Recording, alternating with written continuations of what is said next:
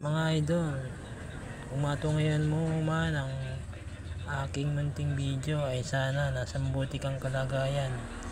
Maraming salamat mga idol sa inyong walang sawang suporta at pagtangkilik sa aking nakayanan, pagtatanghal at pakitang gilas sa loob ng hardcore. Naway, huwag sana tayong husga ng kapwa.